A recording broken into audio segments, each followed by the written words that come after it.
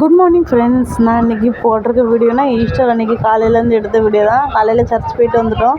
அதுக்கப்புறம் பாப்பா அவளே தான் எடுத்து போட்டுக்கிட்டா, இந்த ட்ரெஸ் வேணும்னு சொல்லி போட்டுக்கிட்டா. அது கூட சைடில் ஹேண்ட்பேக்குமே எடுத்து போட்டுக்கிட்டா. அது பார்க்கவே அப்படியே இருந்தது, எங்கடா போகிறா ஹேண்ட்பேக் போட்டுட்டுன்னு சொன்ன மாதிரி இருந்தது. ஆனால் எங்கள் வீட்டிலலாம் எங்கள் பாப்பானா இப்படி தான் பண்ணுவாள். யார் வீட்டிலலாம் எப்படி பண்ணுறீங்கன்னு சொல்லி கமெண்ட் பண்ண மறந்துடாதீங்க. இங்கே பாருங்க, இவ்வளோ சேட்டை பண்ணுவாள். கொஞ்சம் கூட நம்மளை உட்கார விட மாட்டாள்.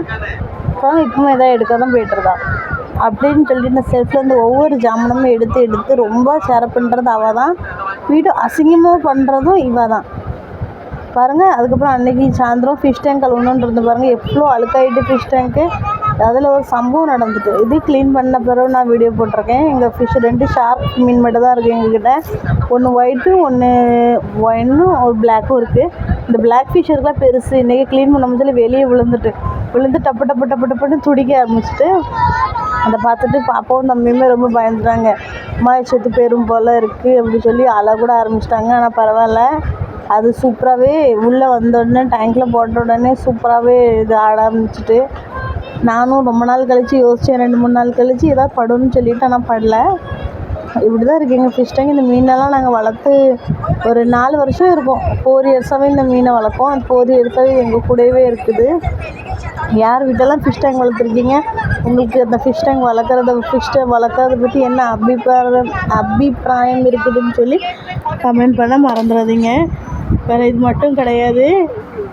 இப்போ பாருங்கள், அதுக்கப்புறவு எப்படி மீன் கீழே உளுந்து துடிச்சதுன்னு சொல்லி பண்ணி காமிச்சிட்ருந்தா. அதுக்கப்புறவு இன்றைக்கி அம்மா வீட்டுக்கு தான் ஈஸ்டருக்கு சாப்பிட போயிருந்தோம். ராத்திரி அம்மா மட்டன் குழம்பு வச்சுருந்தாங்க. மட்டன் குழம்பு, சோறு, வேறு பருப்பு குழம்பு வச்சுருந்தாங்க. இது அடுத்த நாள் மத்தியானம் நான் டிஃபன் கொண்டு போனது, சோறும் பருப்பு குழம்பும்.